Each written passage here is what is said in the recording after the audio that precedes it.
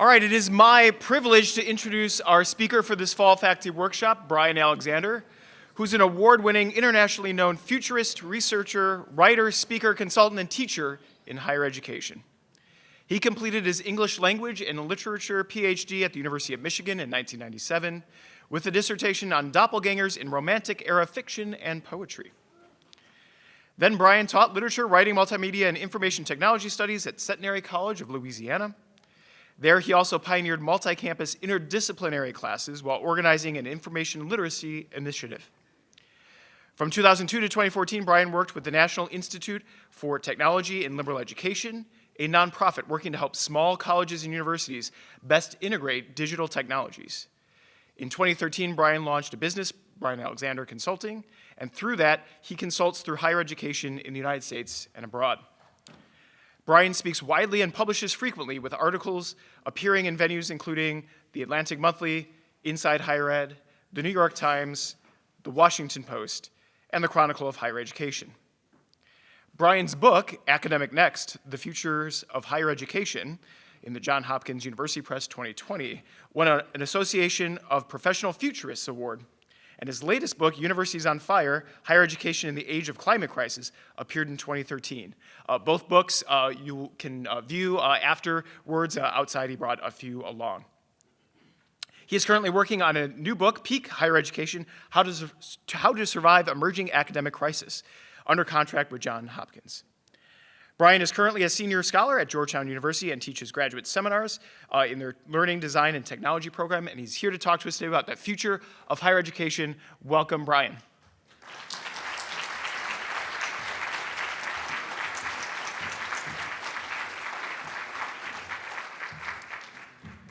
Thank you very much. Thank you very much. I have to always document any event I have to go to. And yes, a bearded man waves. Excellent. It's a lovely beard, sir. Lovely beard. It's also good. Can you hear me in the back all right? Okay, no one moved for a second and I was really afraid. The first time I came to Valparaiso, there was a huge storm, electrical storm, lots of lightning, and also tornado. So this is my second time, and so far it's much more pleasant. Thank you all for coming this morning. I really appreciate it. I really appreciate the chance to get to learn from all of you. You can always tell a presenter who hasn't done their homework when they say, I don't want this to be a presentation, I want this to be more of a conversation. I actually do want this to be a conversation, but the problem is I have over-prepared. I have so much stuff, and I would much rather listen and learn from all of you. So as I go, I'm going to be showing a bunch of trends, forces that are reshaping higher education. Please think about the kind of responses you have to these. That is, if any of these are bearing out in your immediate work, or if you think any of these are missing, or if there's something that is just not quite there, or you'd like to learn more about them. The job of a futurist is to answer this question. And we do this by working with a community. So I have colleagues who work on the future of war, the future of commerce. I've got one crazy friend who works in the future of packaging. Who knew? We have in the library, we're the librarians here. Hello, hello, hello. So there are people, of course, who work in the future of libraries. They've done that since Vannevar Bush. My job is to work in the future of colleges and universities. And so I do this year long, and I work with colleges and universities in every continent, except Antarctica, and I'm trying to get there. And I do this with a lot of different stuff. You've probably seen this meme before, which is a fun one. This applies to a whole bunch of different fields. So on the top left, my friends joke about this. They think I'm some kind of oracle. And the funny thing is, my book before my most recent book came out in 2019. And there's a page on it called page 23, which has this interesting idea. I asked the audience to imagine what would happen if a pandemic struck the world. A large-scale pandemic, say the scale of the great 1919 Spanish flu, and how that would impact teaching online, what that would do for sports and everything. And of course, nobody paid attention to page 23 until about a year later. And now people are wondering what dark forces I was in league with. People often think I work on technology, which I do a great deal, which is how I got to know Ed. And I just want to thank, by the way, Ed for bringing me here, And he does great work, and so you're very lucky to have him and his team. And I want to thank the provost team for not only being here, although they're going to regret this in a few minutes. They're probably going to bolt for the door right now, but I want to thank them for the opportunity to be here.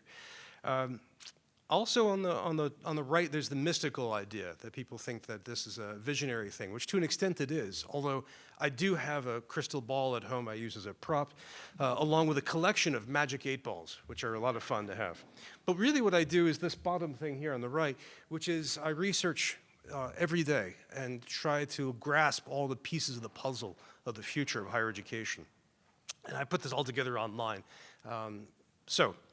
I could show you more stuff. If you ever see a slide like this and someone starts reading from it, you have my permission to throw rocks at them.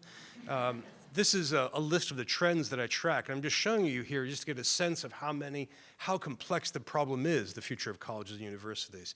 And I'm only going to speak to a few of these here. But these range from what happens to the context around education, to changes in the world of technology and how these integrate and how they interfere with each other. So we're going to start with these trends. And again, as I go, think about how they play out in your world and what questions you might have for them.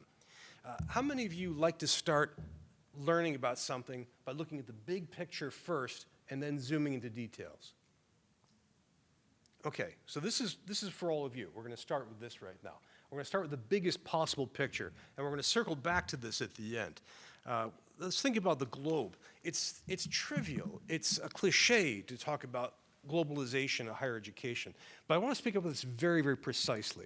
For the past generation, especially since 1990, we've really lived through a major change in higher education in terms of us being more and more international.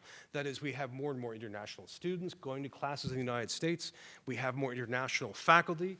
We have more collaborations among researchers and faculty and staff around the world. And we also have embraced this programmatically. More and more colleges and universities say we are a global campus. When you set foot on our campus, you can hear multiple languages and see multiple ethnicities and so on. And we've really embraced this. And there's all kinds of stuff going into this. It's definitely a side effect of the end of the Cold War. But it's a key driver of who we are and how we work.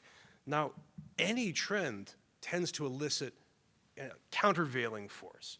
And so what I've been seeing globally, and including in the US, is the idea that no, not so fast. We shouldn't be so global. We should be more local. That a college or university should try to support local communities. That it should try to support and study local ways of knowing.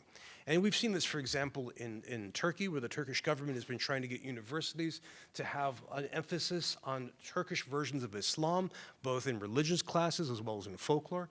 We see this in the United States, where we've seen governments several times now say they really want to emphasize serving American audiences. And you can see this in state universities, where the states will often say, please, you don't need so many international students. This can play out in some interesting ways. And there's obviously a politics behind this. What's interesting about this fun slide is that none of these people are in power now. But you can see that there's a politics behind it, but also an academic politics. We've seen universities around the world that have actually pushed for more local languages for instruction. So you can see this in South Africa, you can see this in Italy, we've seen this in Holland, where the push is to have as much English as possible, but these colleges and universities have said, no. If you're going to come to our university, please learn our language so that you can be able to speak it. How many of you saw the movie Oppenheimer last summer?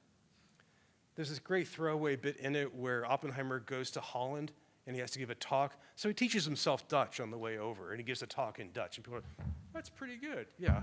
But imagine that countervailing force. We're going to see this play out. Now, it could play out for geopolitical reasons. And I'm going to see if this works. Oh, this is good. This is the voice from the ceiling kind of thing. So the U.S. military has this great acronym for talking about the future of geopolitics. They call it VUCA.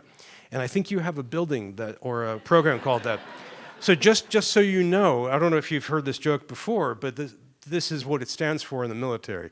A world that is volatile, uncertain, complex, and ambiguous. So the VUCA program here is probably having a delight at this right now. But the military doesn't mean this in a good way. For this is something that scares them. So when you're talking about what fears we have, this is how they describe the future. And it plays out in some interesting ways. And in fact, we've been seeing it happen.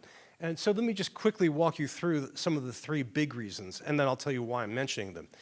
The biggest geopolitical fact of the world right now is the new Cold War between the United States and China. This is shaping up on every continent. This is impacting all kinds of aspects of our lives. What you're seeing here behind me is a schematic of China's One Belt, One Road, their huge push to extend influence across multiple continents, Asia, Africa, and Europe as well. This has really been a struggle that is impacting higher education in some interesting ways. I think you all, for example, ran into problems with the Confucius Institute on campus. That happened in many, many states. We're also seeing pressure from the government, depending on the administration, to maybe not necessarily teach so many Chinese students, especially in fields like artificial intelligence or bioinformatics.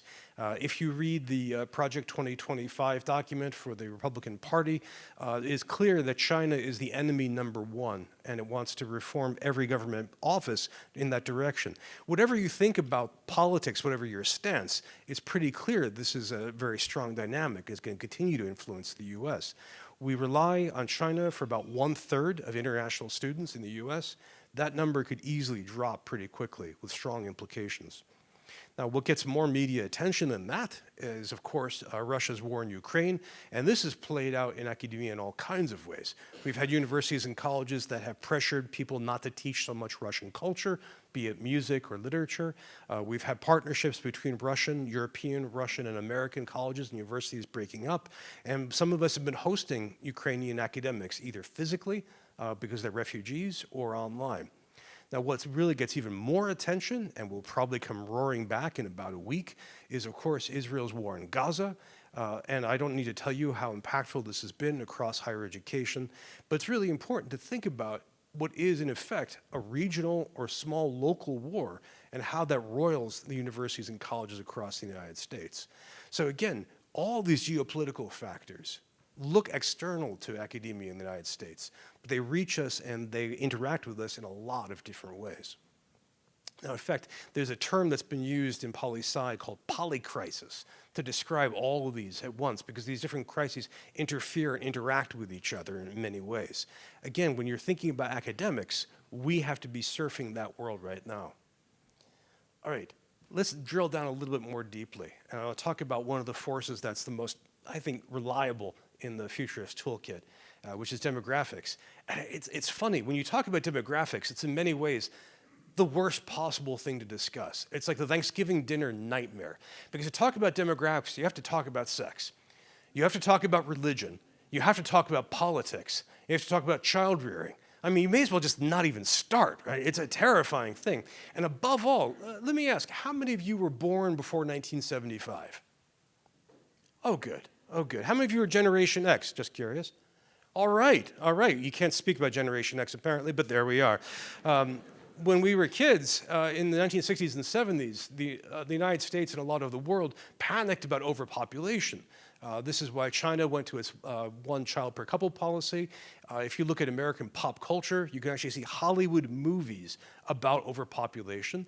A little book written by a futurist that I know called The Population Bomb became not just a bestseller that you could buy in grocery stores, but the author was on Johnny Carson a dozen times. So America was, and the whole world were really focused on this. And guess what? We were wrong. We were completely wrong. There were predictions of mass global starvation happening in the 1980s, and we got it completely backwards. What's really happening is a little different. We were not prepared for, and we are still just thinking about how to deal with it. What you're looking at behind me is a map of human history until around 1900. It's a demographic map sliced by age. So if you work from the very bottom up, you know, the bottom area is humans age 0 to 4, then 5 to 9, and so on. And you could tell at a glance that this is a society that produces a ton of babies, and then mortality sets in, and mortality hits every age, so that you have a lot of kids, but you have very few elders. So this is, again, what human history looked like until about 1900. And this is what parts of the developing world still look like today.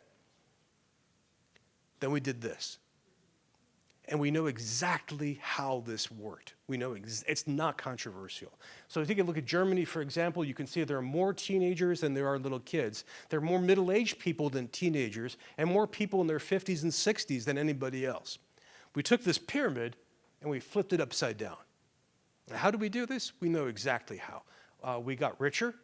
We improved medical care. We improved public health. And especially women got access to education. So what we all do here. Women also got access to the labor market and to some degree of reproductive capacity. Once you do that, the number of kids we have falls off a cliff, and we live longer and longer. And this has happened in country after country, society after country, about 99% of the time. And you can see this, for example, in some South American countries where it's in halfway mode. So you can see the top half of the pyramid looks classic, and then the bottom half is happening right now. And by the way, nothing can stop this if you wanted to. If you're really looking for comedy, I recommend going to YouTube and finding the Danish government's ads designed to convince Danes to have more kids. They hired a Danish ad agency, and their slogan was, I'm not making this up, their slogan was, do it for grandma. It's intentionally and accidentally hilarious. So take a look at this. But it failed. The Singapore government, the Hungarian government have tried giving more money to parents. It doesn't happen. So this is, in many ways, the fate of humanity right now, is that we're going to live longer and longer and have fewer and fewer kids. And the implications of this are extensive. Oh, by the way, the US is weird for this. We look like Germany except for immigration, because immigrants tend to be younger. And they also tend to bring kids or to have kids. Once they stay here, they stop. So our own pyramid looks pretty strange. Your pyramid right now looks like that a bit, which is interesting. So you still have some kids, but not as many. Now, if you look at this globally, what's fascinating is to see that this has happened everywhere. To explain the numbers on the left, that's the number of kids that a woman has in her lifetime. The reproduction rate has to be about 2.1 kids per woman in order for a society to remain the same size. Above 2.1, you grow. So you can see historically, go back to the 50s, that around the world we were having more and more of those kids. And then that all dropped. And you can see that every continent here, except for Africa, is at or below 2. If you can see this playing out in Finland, in Japan, and South Korea. The South Korean government just established an emergency board to handle this question, but it's a huge one. And again, it plays out in some interesting ways geographically. So this is a quick sketch of the world. The blue states, not blue versus red in the US sense. The blue nations are the ones that are still having kids at scale. And let me just zoom in a bit. Oh, let me just blank the screen. That's a very dramatic pause there. It all just went black. Oh, I came back. And you can see at a glance that these are primarily in sub-Saharan Africa. A couple of Middle Eastern countries are still producing kids. The one that really matters here is Pakistan. Mongolia has producing kids, but their population is so small. Same with Saudi Arabia, same with Iraq, and of course, Yemen. In many ways, the demographic future of the 21st century is in sub-Saharan Africa, which is why I keep telling colleges and universities that this is a great area to partner with. If you're going to be looking for international students, going to, say, Europe is going to be a losing bet. It's easier to do in many ways, but they're just having fewer and fewer kids. In the US, this plays out interestingly. This is a map by my friend Nathan Graw, which takes, and again, red versus blue, it's not political here. The blue states are the ones that are still producing kids. And you can just run your eyes over the Midwest and over the Northeast. That fiery red is not a good thing. And if you've driven or spent time in any of those regions, you know that those are all states that are losing production of kids. In the South, it's interesting. Florida is the main growth area, and it's again mostly because Florida attracts so many immigrants. Nathan refers to those dark blue states as Fertility Alley, which is pretty funny in many ways. The one that counts there is Texas. So if you like comedy, I very much enjoy watching New England liberal arts colleges try and market themselves in Texas. It's a little bit of a culture clash, which is kind of fun. But take a look at the West Coast, too. California has been losing population for a few years now, first time ever, which is astonishing. So one more thing about this map. If you look at the Northeast, this is where higher education is really based in the US. That's where it's really, really a target-rich environment. And that's where people are losing. And of course, the Midwest, I spent almost half my life in Michigan. This is not controversial there. So, wow, that was another dramatic darkness there. So what does this mean for us? I have to add, when you're talking about the demographic cliff, this is Nathan's idea, and it looks completely solid right now, that basically in 2008, a bunch of people who would have had kids said, no, Great Recession, let's not have kids. So if you just do the math, 2008 plus 17 or 18, and you can see a drop that comes down further. The demographic cliff is a kind of grace note. It's an incident on the larger demographic transition. Now, this is already playing out in K through 12. How many of you work in education? You see the hands up. Yeah. I was on school boards in Vermont for a few years, and they were all about how many schools to close. A good friend of mine is an academic, got elected to a school board and promised not to close schools. Day after he got elected, said we have to close about half of them. This is going to keep going. And when it comes to higher education, the pipeline of 18-year-olds is just going to get narrower and narrower, which is it's going to mean we have to compete more strongly with other campuses. We have to be more creative. It's not going to turn around. And if suddenly we had a magic wand and suddenly every American mother decided to have more kids right now, it wouldn't matter for about 20 years. Now, also in the demographics, one of the interesting challenges is the transformation in our ethnic and racial mix. The key thing here, there are two key parts. The white population has been decreasing, and the Hispanic or Latino population has been increasing. The black population remains about the same. The Asian population is growing slightly, but remains pretty small. And the Native American population, the Pacific Islander populations are also very small. And this plays out, of course, throughout culture. This is not news for anybody to think about. But this is important to think about because this is changing how we work in politics, in culture, and of course, in higher education.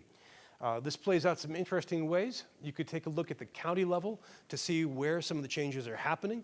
And you could see, for example, you just run through the Black Belt in the Southeast, where the black population is more or less the most prevalent by county level. You can see across the West Coast, and especially the Southwest, where the Latino population is large.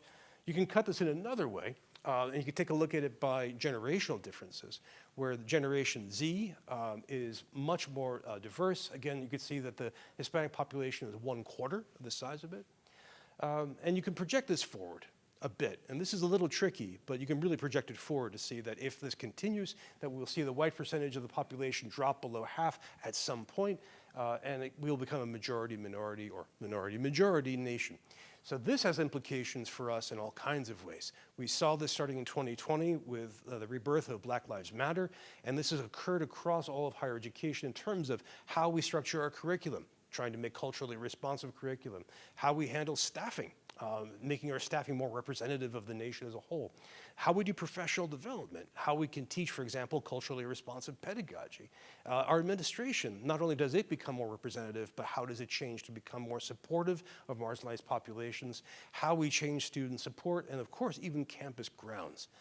Where right now there are a whole stack of lawsuits back and forth about renaming everything from campus buildings to campus grounds and statues. Although on a related note, did you all see that Harvard decided not to rename a Sackler building?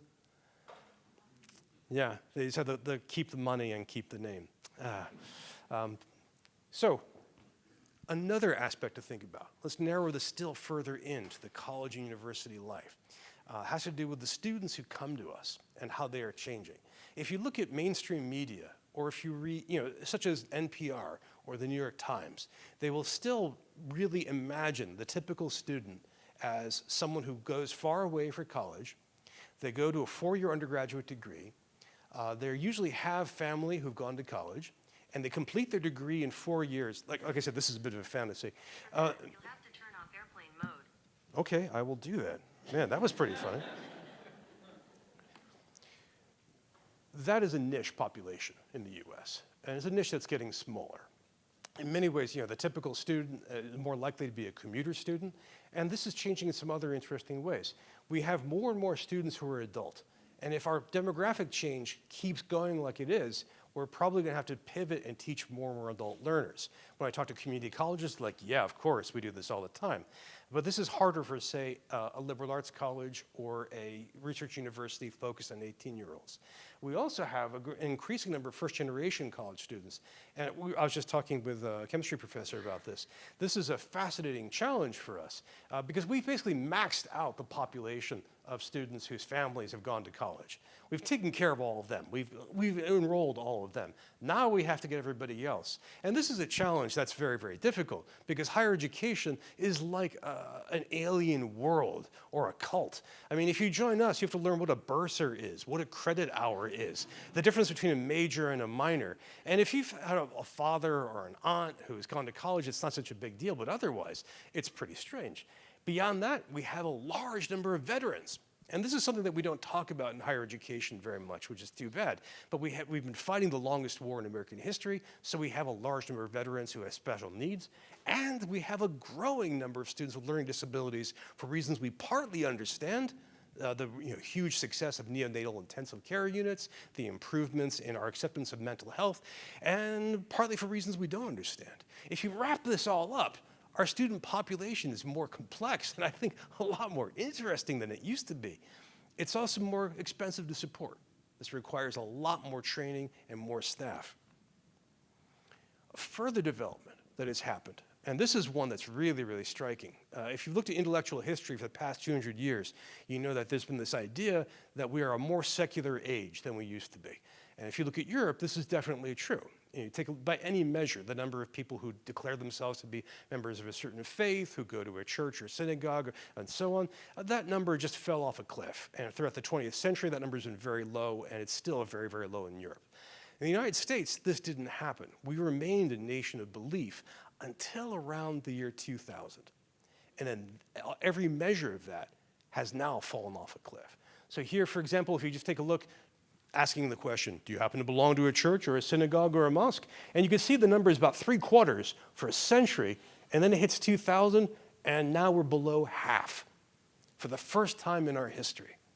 Man, this is an awkward Thanksgiving topic to mention.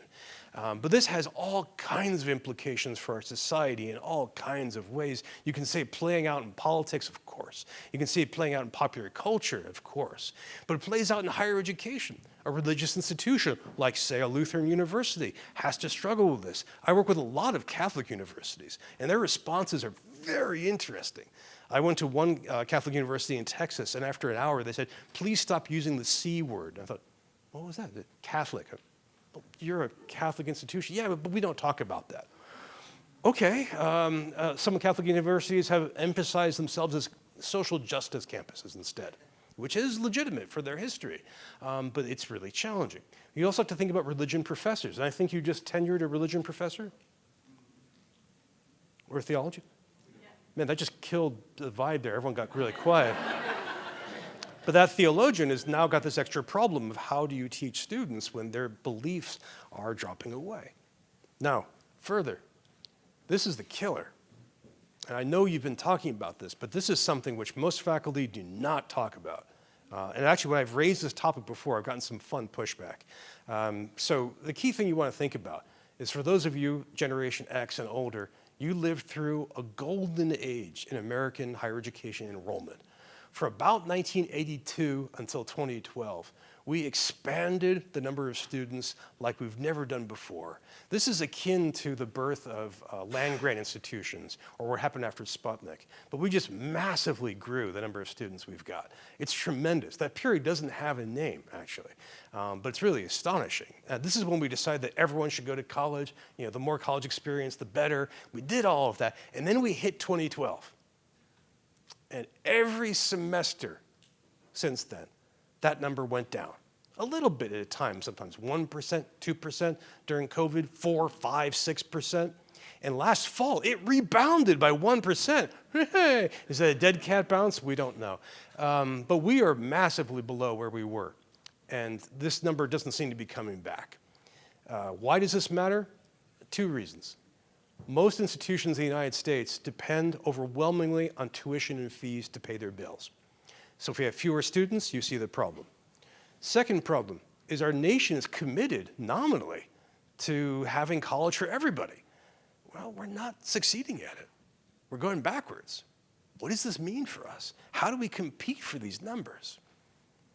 Now, when the students do get to your campus, all these students, first generation and so on, the classes they take are changing.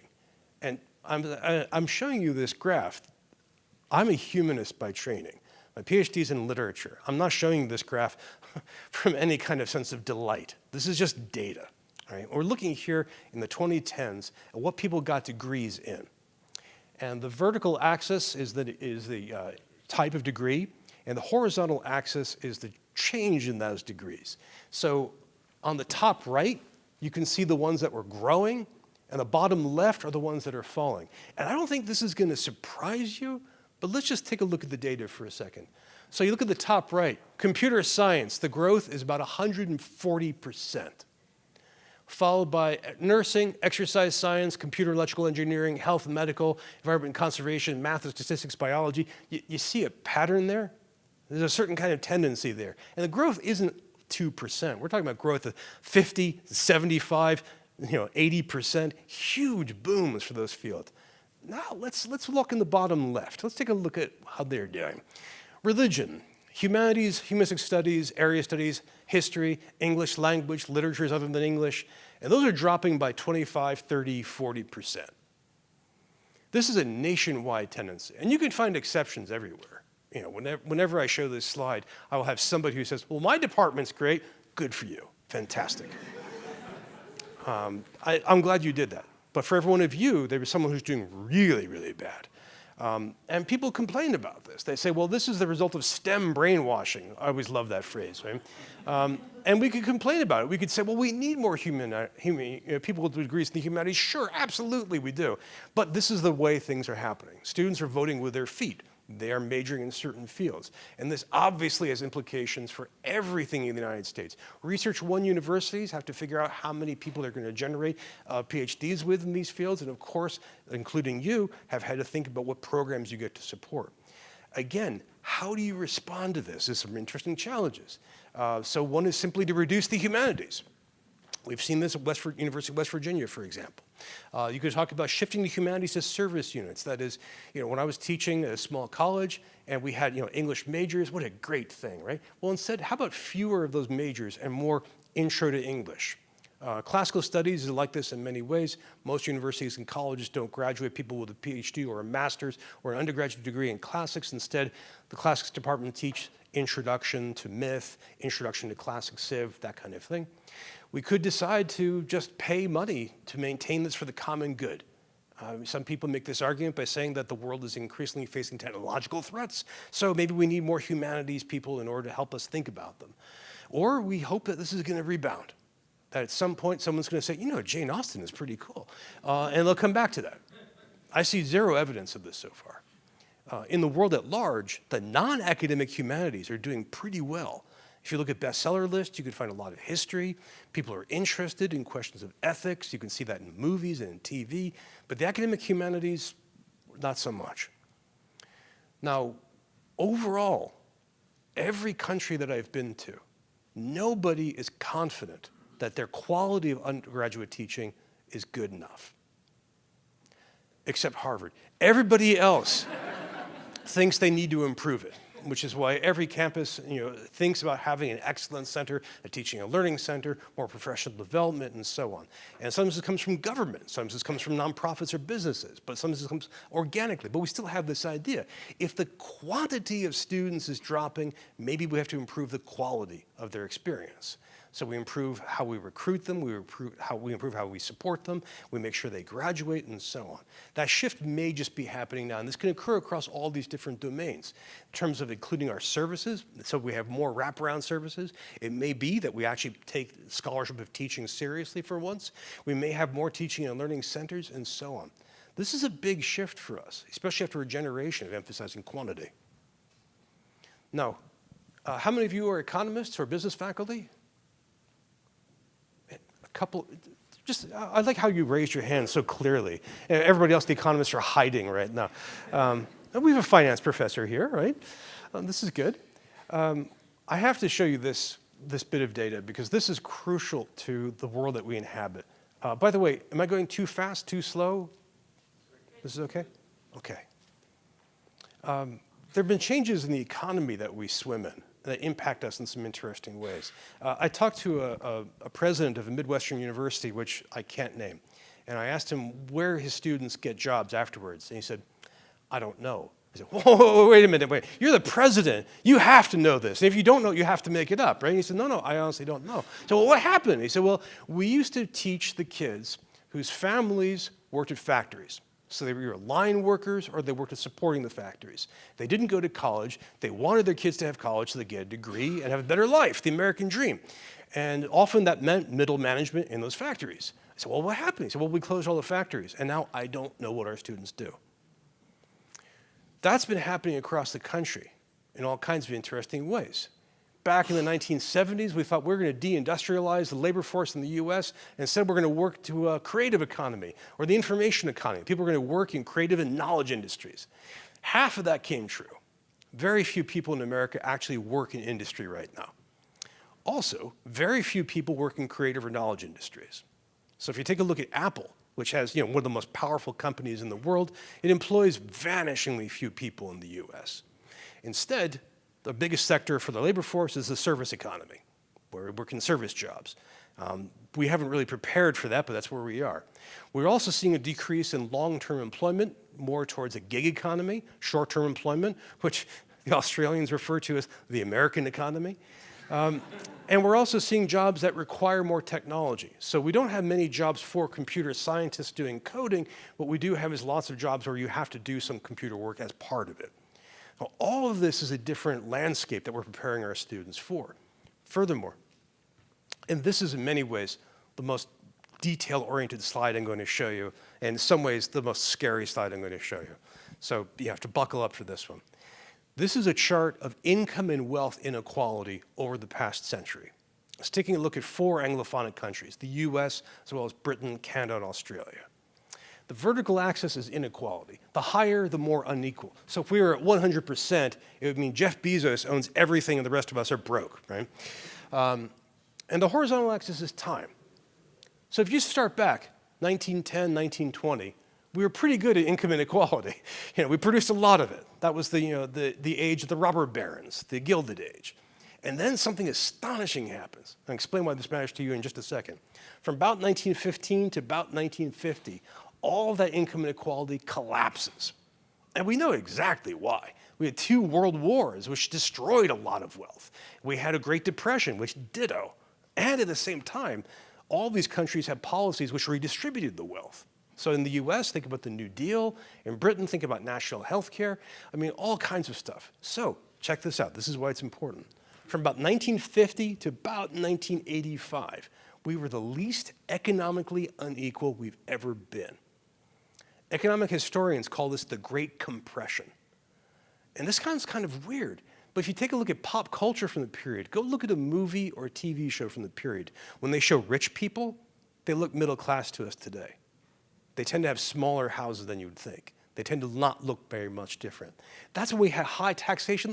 We could talk about all the reasons for this, but look at that little trough, that Great Compression. Why that matters is that's when we last redesigned higher education. This is when we said we should have a nationwide community college industry.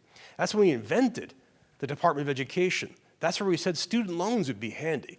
This is when we said, the more college for everybody, the better. That's when we built us. Starting around 1980, income and wealth inequality revved right back up. And you could see it increased. And now, it's about 1900 levels.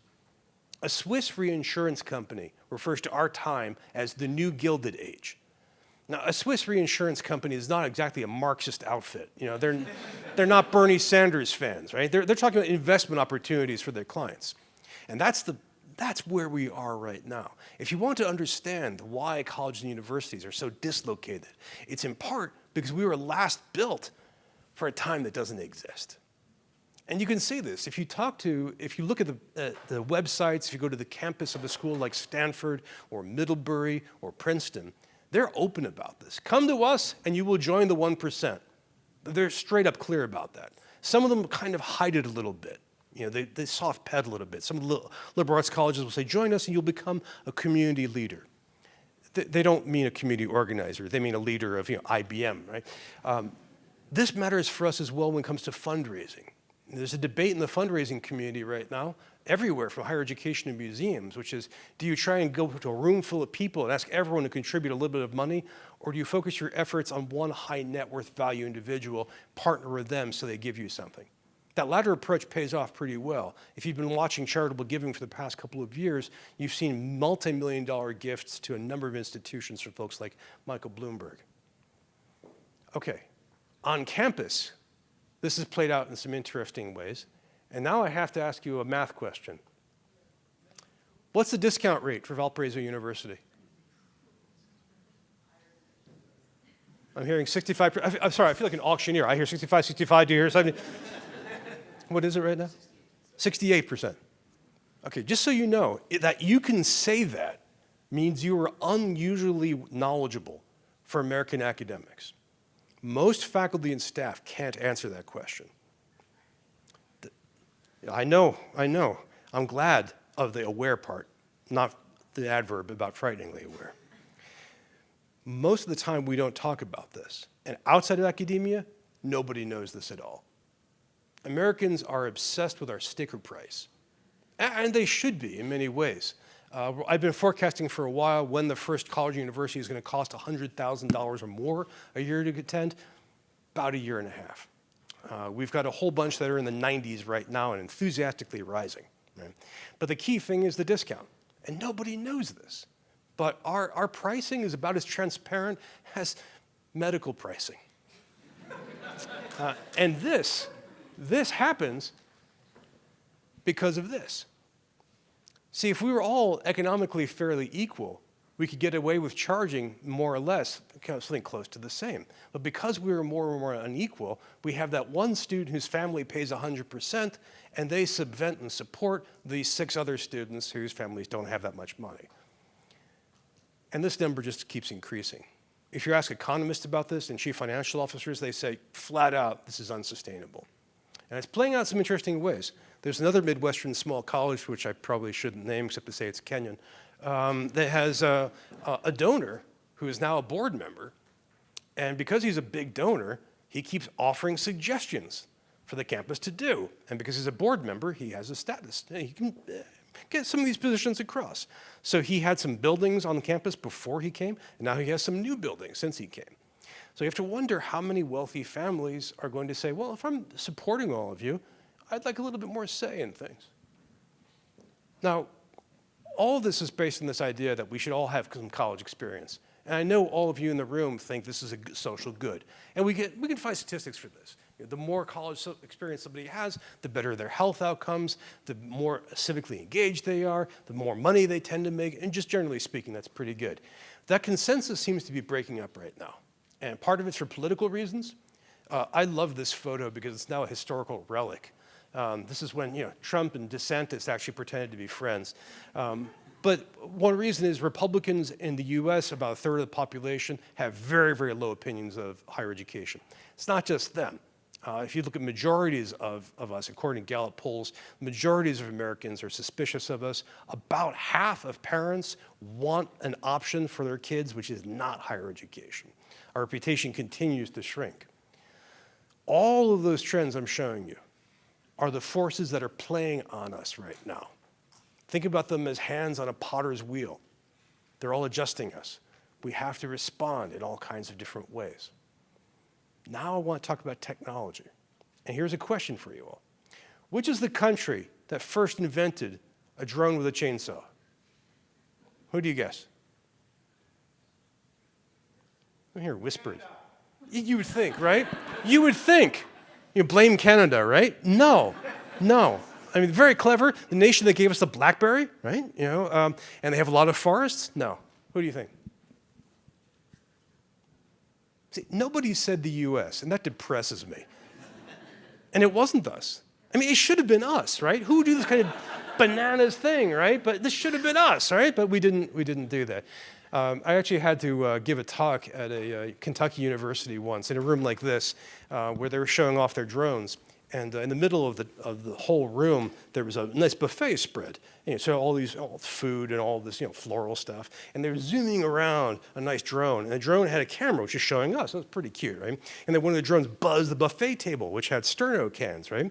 And the backwash from the rotors blew some of the fire onto some of the floral arrangements, which caught on fire. And they all appeared here on screen. And you can see people say, wait a minute, what's happening? Yeah, it was Finland that did this. Finland is a very entrepreneurial, very creative nation with also a great deal of forests. I'm not showing you this because I want you to build one of these. Please go ahead if you like. But I want to show it to you just to emphasize that technology is developing fast. And it's also going in weird directions that you can't always predict. There's a lot of technology we can talk about. We can go in a whole bunch of different ways. And this can just give Ed more work to do. But I want to mention a couple of things and then touch on the big thing. Here's one right now. Everyone in the world figured out that data matters, and then academia figured it out. And it's pretty clear, the value proposition. A student who applies to your campus starts generating data as they go through your campus, as they go through programs, as they have appointments, as they have degrees, as they have classes. They generate all kinds of data. When they leave, they continue to generate data. And we can do good stuff with that data. We know how to do this. We know all kinds of ways of doing it. We can do it to improve advising. We can do it to improve our curriculum. But we're not always sure about this. There are concerns about privacy, there are concerns about false positives, and this is something that we have to work on and improve.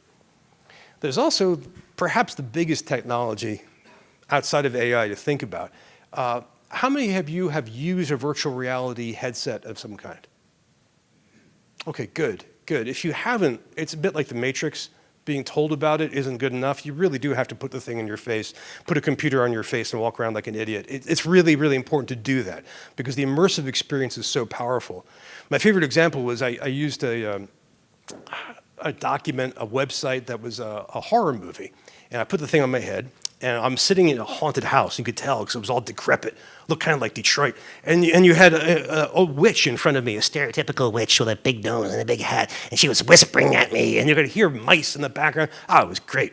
And the witch is talking to me, and I leaned forward to her. And then I heard a creak behind me, one of those like WD-40 kneading doors, right? And I started to turn around, and I apologized to the witch because I was turning around. Then I took the head off. I said, that's crazy. Why was I apologizing to a handful of code in a cheesy horror movie thing? Because it is that convincing.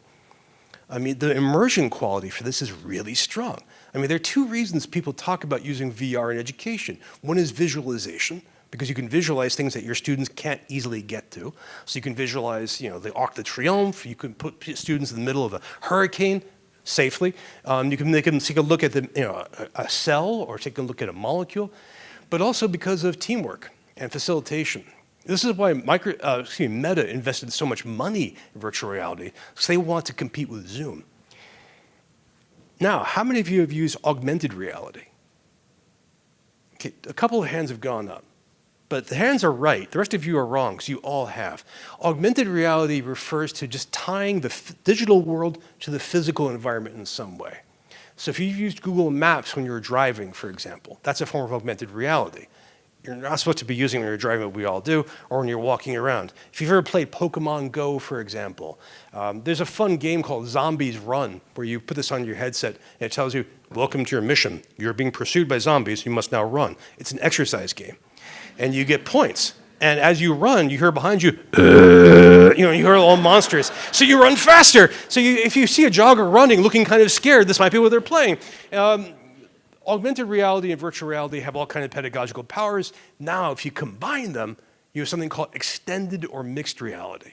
So this is where you put a headset on, and the virtual world blends with the face-to-face world in front of you. So the most famous example of this is Microsoft's HoloLens. You can also see the new Apple product called Vision Pro. This may change how we do computing at a fundamental level. Still, it's a niche thing, but you want to keep an eye on it. There's also the whole this is not technology, this is what technology enables, the whole open movement, where you can do more things in the open. So we have open education resources, we're with librarians. You guys are major backers for all of this. There's also open scholarship, where you can get access to PDFs and to articles and even ebooks without a paywall. And there's also open teaching, where people share their syllabi and their pedagogical experiences. All of these seem to be growing. They're hard to track objectively, but they continue to grow.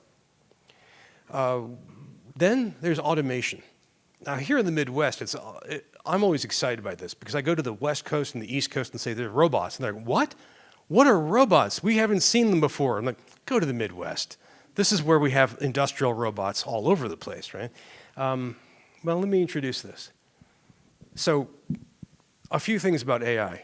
And there's a lot to be said about this. One is this is AI art. I'm a text person. I can't draw at all, so I love AI art. It lets me draw things like mad. This boom has been taking off really, really fast for about 2 years. So I want to give you a couple of highlights. First of all, we're talking about generative AI. And this is different from other forms of AI. Right now, we've all experienced to some degree what's called narrow AI. How many of you play computer games? Oh, this is a brave crowd. This is a brave crowd. Most academics are like, no, I don't touch computer games. But you did. I'm glad you said this. Bearded man there said, you play computer games and you often play against an AI who will, offer you an opposition in some way. Chess programs, for example, are good examples of that. If you ever use Google autocomplete, when you type in a search, like if you type in Valparaiso University is and see what it suggests. If you haven't done that, you absolutely should. Also type in your name or your profession. So, chemists are and see what happens. Right? But that's narrow AI. It's a powerful algorithm that helps you with one narrow task. Now, we also have the possibility, the dream of artificial general intelligence. That would be an AI that acts more or less like a person. So this morning when you were talking about enrollment, when you were talking about cooking, when you were talking about weather, when you were talking about moving across the country, all those things, that's the kind of conversation human brains can have.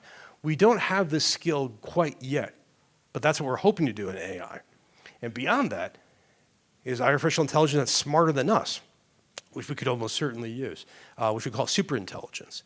Generative AI is right in between. It's a bit better than narrow AI, not quite AGI. Just a quick show of hands, how many of you have used ChatGPT? Good, good, I'm glad you have. Ed, are you a Microsoft campus or a Google campus? How many of you have used Google Autopilot? Okay, if you haven't had a chance to yet, you really should try that. There's an interesting feature in it. When you ask Google Gemini, Microsoft Autopilot. If you ask Google Gemini a question, and it types in an answer, you can then press a button which will check what it just typed to you against Google search. So if you say, what's the best way to survive a tornado in central Indiana, it'll give you all these ideas, and then press this auto check button, and it will Google search it and then assess what it just said, which is pretty neat. How many of you have used an image creator like, say, DALL-E or Midjourney? Okay, good, good. I think you and I are just friends on this point. I think so. I think so. Right now, our large language models are really good at text. They're pretty good at outputting images. They can also take image inputs. A fun exercise is to take a photo of your fridge, upload it to one of these tools, and ask it to generate recipes for you. Most of those are actually pretty good and pretty doable. There's also audio input and output now. If you've ever seen the Spike Jonze movie Her, we're at that level now where you can have you can ask your AGI, or you can ask your LLM a question and it can respond to you. I've actually had 2 different cell phones arguing with each other, which is pretty creepy. You can also do video output right now at a very basic level. That's the big challenge. What I'm hoping for is to be able to type in a description of a feature-length movie, a 2-hour film, and have an LLM produce that. We're looking forward to being able to do that pretty soon, maybe in a couple of years. There's also the ability to have generating XR content. So when you put on a virtual reality helmet to be able to see a world that's created. Now, a key thing to think about is that this is a shift in how we've dealt with information for about 600 years.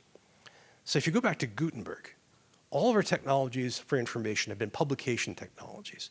So if you look at a book, It's written, it's produced, you can consume it. Look at a radio play or listen to a radio play, it's the same consumption. A magazine, a movie, a computer game, they've all been publication items. Libraries, among other things, are archives of publications.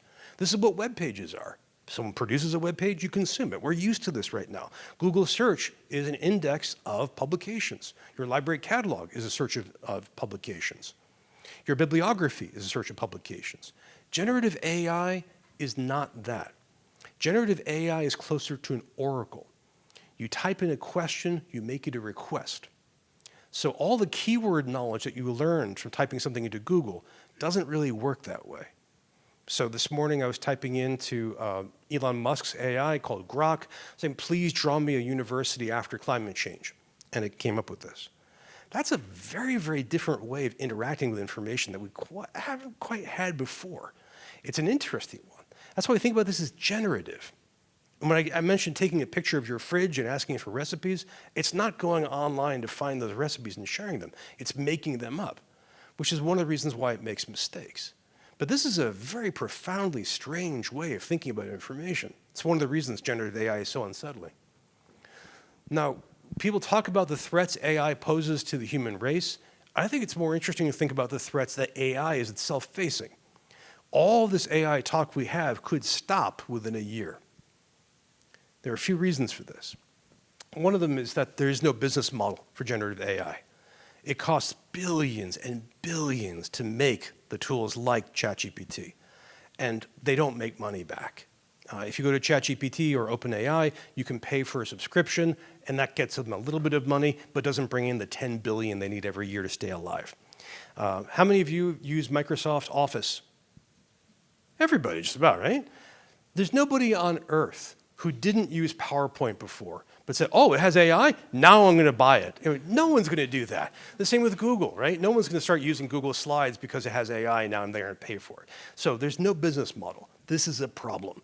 The money people are demanding returns. They're not getting them. They will ask for changes to be made.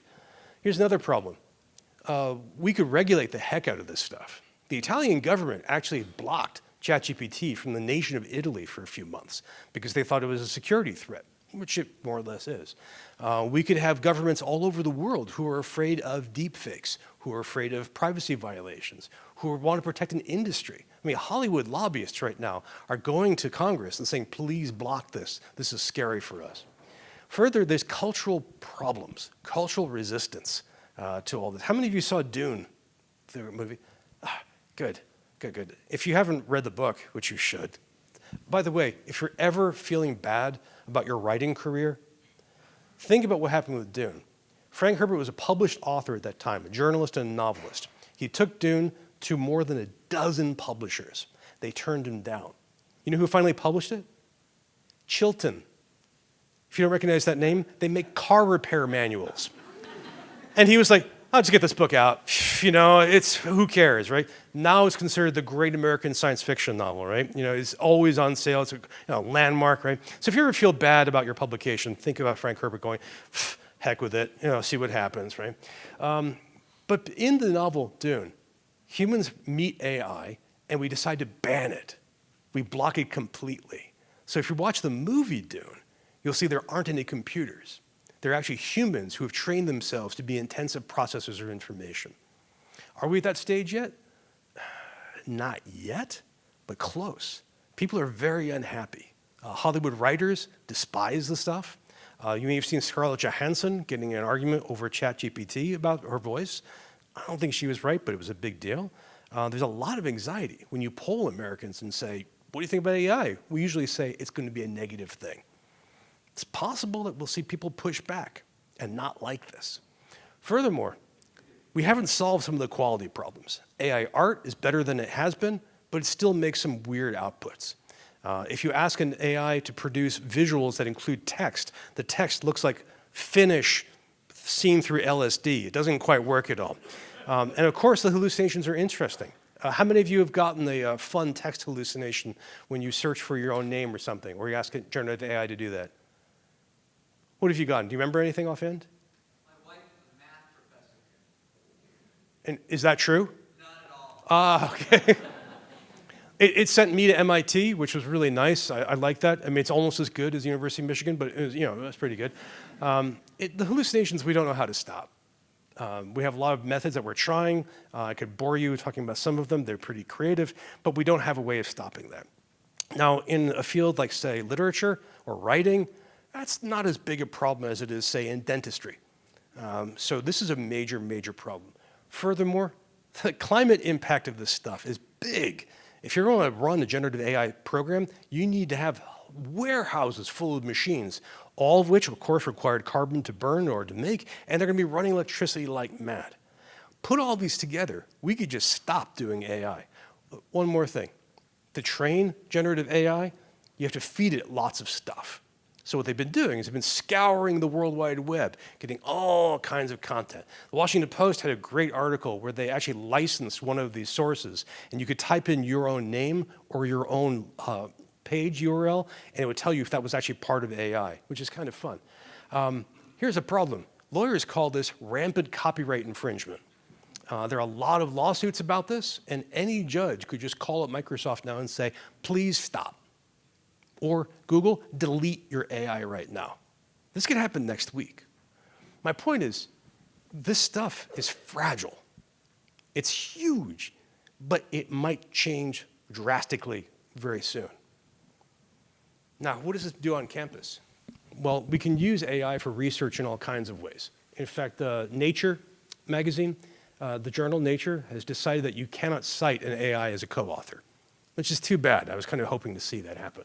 But you can use it for literature reviews. You can use it for getting feedback on your writing. There are all kinds of ways to use it for research. The biggest use I've seen on campus that people are willing to talk about is in operations, in day-to-day life. People say, I need to generate a memo, or I have to do a job ad, or I need to do a summary of a document. People just use that in all kinds. One CIO told me once he knew one of his staff was using ChatGPT. I said, how? Because his memos actually got good. Okay. In fact, the most boring use I've seen of AI astonished me by its sheer boringness. This was, CNN reported that a bunch of real estate agents were using generative AI to produce ad copy. And when I read that, I thought my soul kind of died a little bit reading that. But then I thought, no, this is actually good. This makes sense. No one gets into real estate because you love writing. And the ad copy is actually tricky. It's really hard to write. Okay. And then there's the pedagogical use, what we do with this and what our students do. So really quickly, this is a pretty good summary from Harvard Education for how a faculty member can deploy generative AI. You think about the problem that you have in your classroom, you pick the right AI tools, you try them out, and then you reflect on the results and you share the results with the world. Remember open learning, open teaching? We could do more of that. Now, you can use them in class to create content of all kinds. So that might be writing, having a paper, that might be creating images, that might be creating short video clips, think storyboards. It can also be generating code, which is a huge issue right now for computer science. We can also use it for summary. I don't know if any of you have tried this, but you can type in, basically upload War and Peace and say, summarize this for me in 1,000 words in rhyming couplets. And it will. You can take, a friend of mine was studying Texas state law, and there's a whole body of state regulation on a specific issue, 400 pages, dry as dust. And he asked it for a summary, which he really needed, and he used that. Furthermore, you can use ChatGPT and these other tools as a collaborator. They can help you bounce ideas back and forth. I don't know if you've tried this, but it's actually pretty easy to do. So I've seen fiction writers do this. They'll upload a chapter of a book and say, help me end this chapter. I have a kidnapped heroine, how do I rescue her? Or I'm stuck with this, this monograph I've been writing, help me take this further. Or repeat back to me what I've been doing so I can see if I'm getting it right. Furthermore, you can use this as a mentor. Sal Khan's Khan Academy has a tool like this called Khanmigo. This is in many ways kind of the obvious use for this in education. Furthermore, you can do simulations. All right, I want to press the nerd area here. How many of you have played a role-playing game like Dungeons and Dragons before? Oh, this is good. This is definitely a wonderful room full of wonderful people. Simulations, in the whole world except for academia, we can refer to games. In academia, we have to say simulations. you can ask any of these tools to simulate an experience for you. So for example, you could say, I'm teaching a general chemistry class, introduction for the first time. Describe the room for me, describe the students, and have them simulate questions that they would ask me. Let me answer their questions, and then you, ChatGPT, assess my answers back. It takes less time to type than it did for me to tell you to do this. And I've been doing this for a lot of audiences, where I'll ask them to describe a room like this, and to simulate the people and their questions and answers, and then I don't like its assessment of me. It's usually too nice and fluffy, like, please be more rigorous. It does. That's all built in right now. You can do this pretty easily. So think pedagogically, right? To simulate, for example, if you teach medieval literature or medieval history, simulate the experience. All right. What part of the world? I do Arthurian Old French. Awesome, awesome. Oh, we could definitely nerd out and talk about this. So we're going to say, well, I wouldn't say simulate the Battle of Joyous Gard. That's probably a bad idea. But imagine, say, an 8th century British town, and simulate what it means to be walking through that. Who would I meet? What would they sound like? How can I respond to them? Easy to do. You're welcome. You can have fun with this, right? All of these are pedagogies that are just built in right now. Now, if you took a look at the curriculum, which classes you would do it. So medieval Arthurian class, right? Which classes? Well, you can teach critical approaches to AI in almost anything. Computer science, media studies. Think about sociology, for example, about trying to think about how people respond to this, or psychology even. We can also work in developing open source tools in computer science. We can have AI literacy across the campus, building on the great work libraries have done in information and digital literacy. Classes that work on content creation, making stuff, can use this stuff. And furthermore, you can also use it to prepare students for a world of work. What's it going to be like if they graduate and get a degree and go on to become real estate agents or whomever? Now, at the biggest level, most colleges and universities don't have a strategic approach to generative AI. Most of what I've seen so far, and I don't know what you guys are doing here, you can enlighten me, but most of what I've seen is universities say it's up to the individual faculty member, which means that generally speaking, adjunct faculty are leading the charge, which is an interesting issue if you're looking for policies or for institutional support. This is one example of actually pretty good policy from Canada. Most of the policies that I've seen are basically anti-cheating policies, and they pasted in, don't use AI. Now, I don't want you to think this is all marvelous and glorious and perfect and good. There are all kinds of critiques of AI that are out there that we can teach, that we can research, that we can make. But here are a few of these. The cheating problem is unsolved. There is no way to address this right now. We cannot detect AI cheating reliably. There are a few hacks you can do. There are a few tricks you can do. You can look for the vocabulary that's produced. ChatGPT likes to use the verb delve a lot for some reason. Nobody else does. The big software that we have that's supposed to catch cheating doesn't work for this. And in fact, Turin.com, I don't think they're going to develop these any further. The other critique is that this is not humane. If I'm taking a class from a finance professor, I, as a student, would love to hear her as a human being. If I'm taking it from AI, am I losing something in education? Furthermore, if teaching a finance class, if you get to assign students to do more work with this, are you losing some of your pedagogical practice? If you're teaching a history class or a medieval studies class, are you being de-skilled? Can we actually just hire grad students to teach these classes, assuming ChatGPT will make up the difference? Furthermore, we still haven't figured out the hallucination problem, and that's an issue. Vanderbilt University, a couple of deans there issued a statement. Did you guys see this? This was hilariously bad. There was a school shooting not in Vanderbilt, but nearby, and students were upset. So these two deans sent out an email saying, we're really sympathetic, here are the resources you could have, we're really sorry, school shootings are bad and all this. At the end, created by ChatGPT. So you could delete that, right? If you actually looked at it, but this happens. Think about a student who is, say, a math genius, and they're taking a philosophy class, and they're completely at sea. They can't tell if they're hallucinations. They're just not that skilled at it yet. Furthermore, there's the argument that work is involved in learning. You've got to stretch your brain to do all kinds of stuff. If you're going to be learning Japanese language, if you're going to be learning psychology, you have to grow. AI might make that too easy. So, too easy to blank out a screen, actually. There's actually, there are presentation creators that are pretty fun. There's one called Slides.gpt, which can create a slide for you pretty quickly. We could talk about the global implications of this, because we're all worried about this, but we don't have any solution right now or any clear consensus. Is this going to lead to widespread underemployment or unemployment? It might. Is this going to lead to political changes? Yes. Politicians are already using this in different ways. In fact, a fun thing to do is to ask ChatGPT political questions, like, how can I destabilize a Central Asian republic?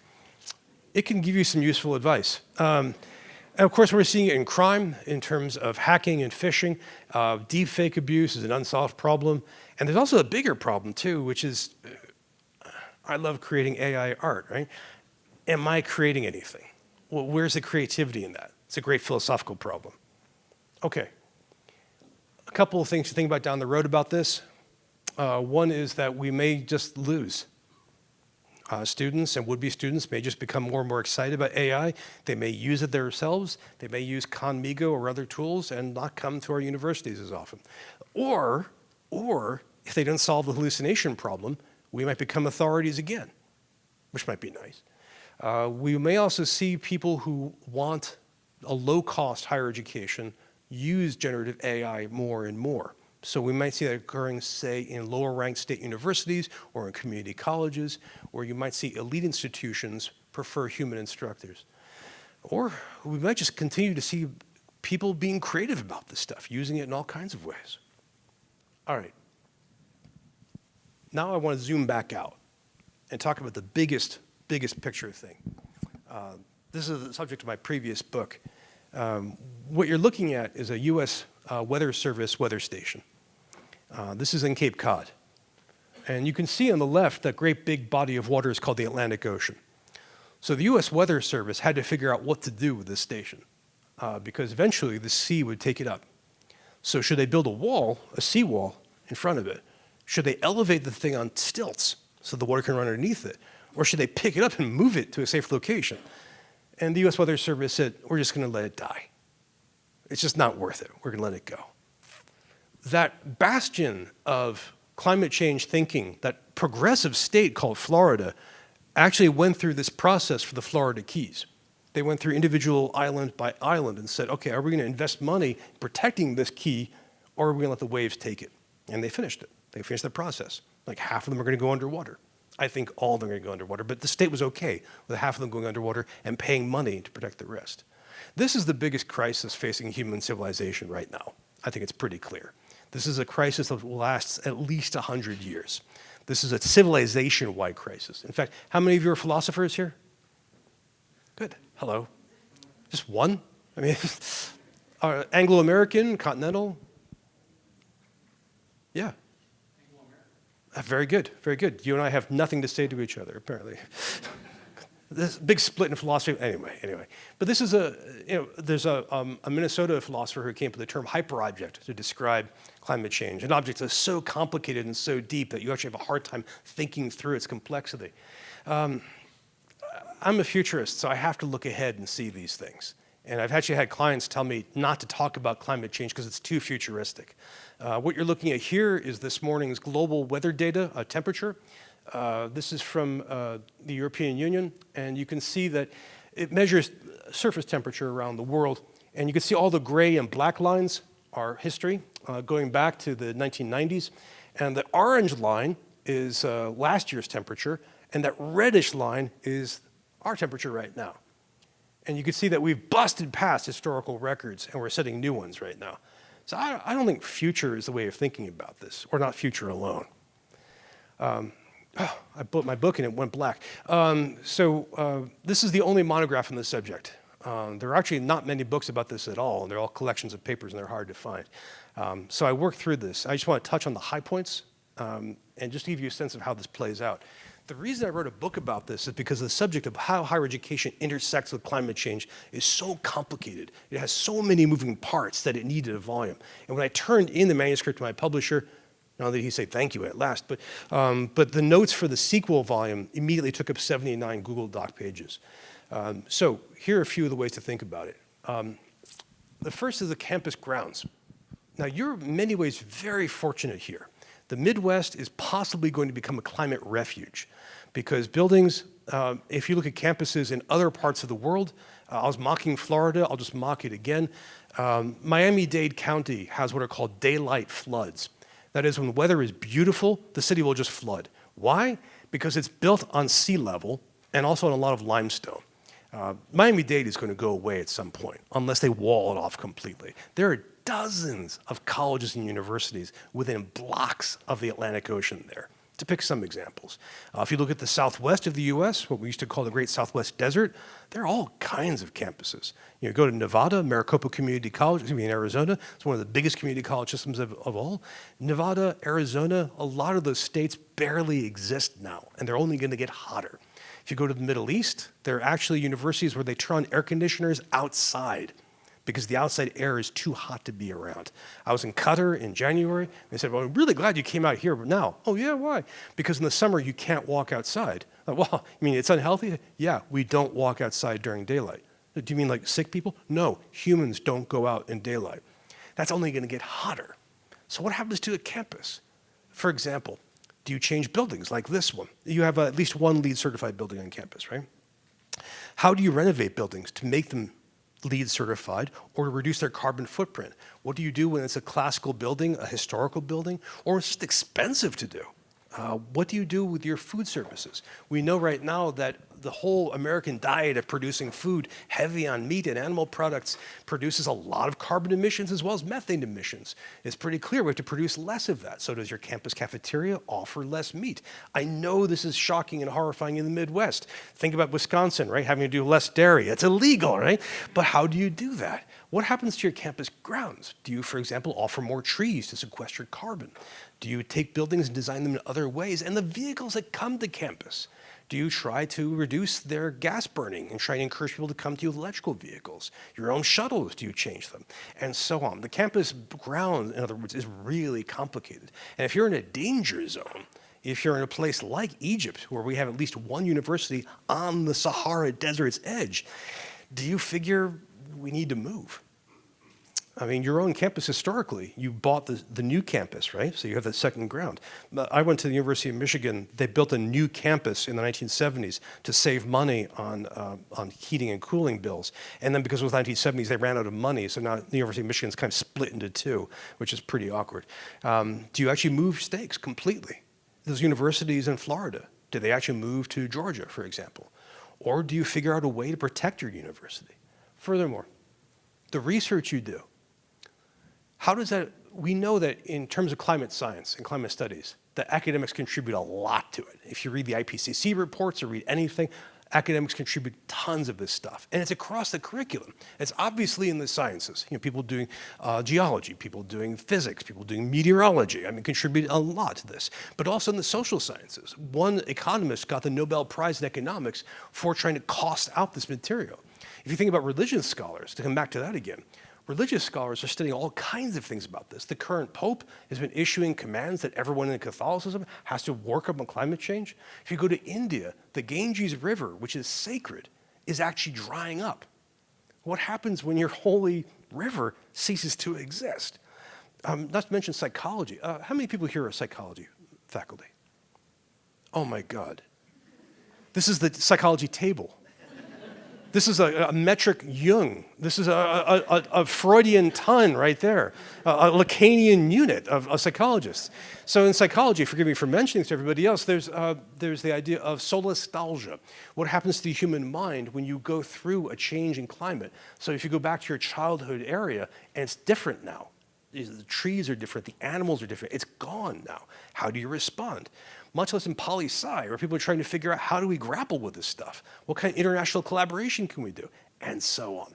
Thinking about the provost here, how to support this kind of research. Say, what do you teach? Are you a librarian or? Yes, you. You. Math. Oh, excellent. Two mathematicians, a pair. See, I got that part. So for example, if, I'm just making this up now, if you decide, well, I want to research this, I want to learn more about this, how do I do this? The question is, how does a university support that?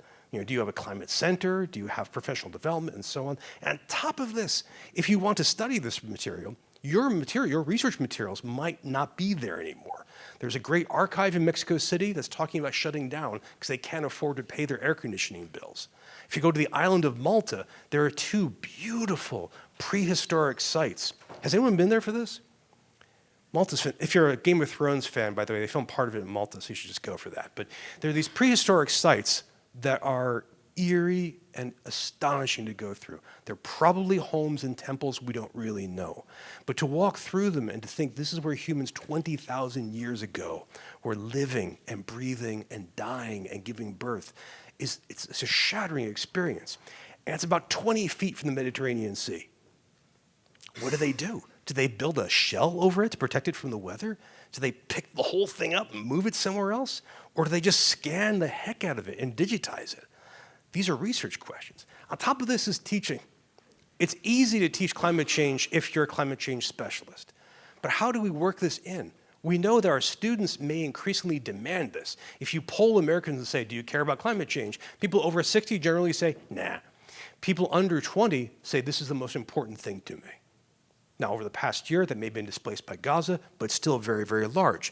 If you take a look at the European activists who throw food at European works of art to draw attention to climate change, they're all university age. If you look at, for example, Extinction Rebellion has an offshoot called Scientist Rebellion, where you have faculty who are doing this. If students want to have classes on climate change, are you ready to support them? And on top of this, we have to wonder about town-gown relations. So, if you want to, say, set up solar cells on campus, for example, just hypothetically here, how would the town of Valparaiso respond? How would the state of Indiana react? How can you benefit from the United States federal actions? For example, if you're in California right now, the state is pushing climate change very, very hard. Universities have to respond. If you're in Texas, it's the exact opposite. My point is, we have a ton of different interactions. As climate crisis ratchets up, higher education has to respond. So this is scary. This is grim. And there's actually a debate in climate change world about how scary you should be. And the assessment is, usually the agreement is, don't be too scary. So I've held back. In Universities on Fire, one of the chapters is the most terrifying thing I've ever written, because I have to think about these things as a futurist. But I want to leave with some optimism on this. What you're looking at here behind me is an example of what's called solar punk design. Solar punk is a design school that wants you to imagine an optimistic climate future, not a Pollyannish fantasy, but how we can have the most humane, positive experience of the Anthropocene. So if you just Google the term solar punk, you'll see lots of images that are fascinating. This is an AI creating a solar punk university. I just want to draw attention to a couple of things about it. You see solar panels everywhere, hence the name solar, right? And this is actually one of the great stories of our time, that solar power now is cheaper than coal or natural gas or oil, which is pretty astonishing to think about. So what if you cover a university with solar cells, especially on the roofs? You can also see wind turbines, which doesn't work for a lot of the US, depends on if you have enough wind stream. But also notice the greenery. Notice all the plants that are on roofs, creating green roofs, as well as the sides of buildings, and how this is all integrated into the community itself. I'm not saying this is how you should redesign Valparaiso University. What I'm saying is this is a way of thinking about the future that's positive and productive that you might want to start following and seeing what you can do. Okay, let me wrap this up and stop yelling at you and give you a chance to push back and ask questions. So, looking at what's happening next with all of these trends, this one push seems likely to not stop, that people want to improve quality. Now, higher education is teaching more and more online. I know Valparaiso is expanding that operation. I think I was talking this morning that you expanded from your nursing school online to add a couple more things online, which is great. There's always a question of how to do it best and how to improve the quality of it, as well as the quality of face-to-face education. We'll probably keep doing that. We should also expect more support for students. It's really hard to come out now and say, I want to be mean to students, or I really believe in flunking students, or students should be hazed or suffer. And we used to do that, but now this is not quite so popular. Instead, the idea is to have more and more services. I worked with a group that was working with community colleges across the US and their libraries, and their idea was to figure out what other services libraries could provide those community college students. And there was daycare, there was technology, not just help desk services, but also providing hardware, but also providing political resources for students who are activists. Think about mental health care. There's no solution to the mental health crisis right now except spending more money on more therapists. And we don't have enough therapists for this. So how do you do this? How do you roll out more online therapy, for example, or AI therapy? So the whole idea of trying to embrace our students and make them as safe and make them feel as belonging as possible, that's one option here. There's also just changing our curricula. Allied health is not likely to go away. Remember the demographic transition I was describing at the beginning of this talk? As we get older, we use more healthcare, just statistically. This is not an ageist statement to say, old people are frail. No, just the older we get, the more likely we are to consume more healthcare. Right? That's pretty clear in public medicine. So, as our country ages, we're going to need more and more healthcare. And since our healthcare financing system, what's a good euphemism for how we pay for healthcare? Shambles, mess, disaster. That's not going away. That's not getting any better. The whole sector is likely to expand. So it seems kind of a no-brainer to offer more and more allied health. By allied health, I mean the whole spectrum: thoracic surgery, dentistry, nursing, electronic medical records, hospital administration, the whole 9 yards. Business and poli-sci are likely to continue to grow, especially as business classes not only are popular, but are trying to cope with an economy which is getting weirder. And poli-sci, this is unfortunately a great year for American poli-sci. If you want to study elections and political chaos, what a great time to be alive. We may also have more classes pitched to individual topics. So during the first year of the pandemic, it was interesting to see campuses that offered pandemic history classes, for example. Maybe we'll see more of that. And we might also see more programs. New programs start to appear. Some European universities have climate change management degrees, for example. Looking further ahead, I think unless we have a burst of creativity that works, we should expect to see more mergers of institutions, as well as more cuts and more closures. If you look at a state like Pennsylvania right now, they have far too much university for too small a population, and the state legislature is going nuts trying to figure out what to do. The obvious solution is to merge and close a lot of institutions, and state governments hate to do that, but that's what's on the table. Their governor, actually, do you all speak in Indiana about the paper ceiling idea? Have you heard? A couple of you recognize this. Okay, you two guys, what do you teach? Oh, very good. And? Excellent. Wait, but you've been exiled from the table. He has a beard. He must be wise. You should include. One of the things to think about for this, let me take a step back, is what you can do to possibly make some of these universities more viable, and we don't really have a good way of doing that. The paper ceiling idea refers to people who would advance in their career, but they don't have the right degree, so they stop, or they don't have a degree. What is interesting is if you've seen a bunch of governors, red state and blue state, have abolished undergraduate degree requirements for state jobs. So if you want to be, if you want to work anywhere in the state governments of Maryland or Pennsylvania, you don't need a degree. You can go there right out of high school. Now, this is great news for the people without degrees. It's not really great for higher education. They're basically saying, we don't need you as much. The new governor of Pennsylvania just did this. Furthermore, if you look at Myers-Briggs psychology, roughly about a third of people count as introverts, depending on where you are. None of them said anything, which is the great introvert answer right there. But it's a good chunk of the population. I mean, I'm a card-carrying extrovert, so my job is to torment introverts. That's what we do. But it may be that we see more and more introversion, more and more people who are quieter, or people who don't like social environments, or who are just shy, or who don't have the skills for this because we've had the pandemic and because we moved so much online. In which case, our opportunity or our duty as universities is to help people socialize more. I mean, thinking more about automation, the battles over this are just going to be extensive. What do you do, for example, when you have the option of deploying an AI tutor instead of a human? We could expect more climate planning happening on campuses.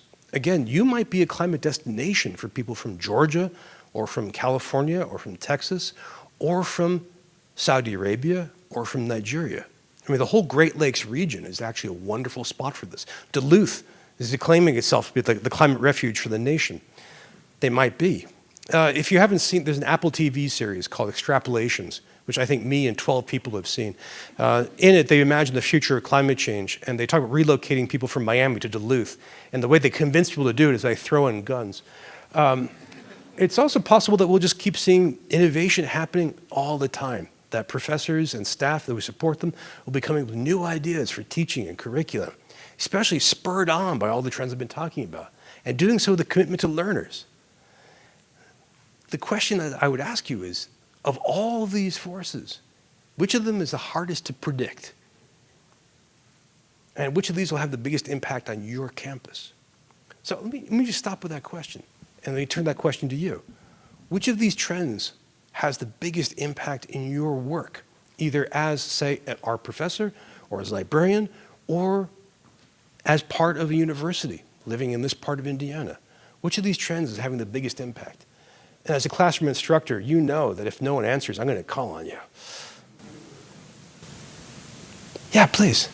I wonder if you could speak to, I mean, the obvious thing to say is the lower birth rates, the demographic problems, the fact that we aren't going to have as many students who are even going to be interested in college at all and try to convince them to come to Valpo. But I wonder if you could say something about the relationship between that lowering of birth rates and the kind of student that we're getting. Oh, great question. Back to my experience as a college student, Yeah. I became an adult in college. In some ways, its primary function as much as what I learned. Yeah. And I've noticed that isn't necessarily the case, I think, for my students. Their parents, what they think about us is different. My parents knew about college, they cared about college, but they were okay with me going to college to become an adult and become an independent thinker in my own right. And I wonder if some of the subtext of some of the things you've said has to do with a shift in the kind of student that we're getting.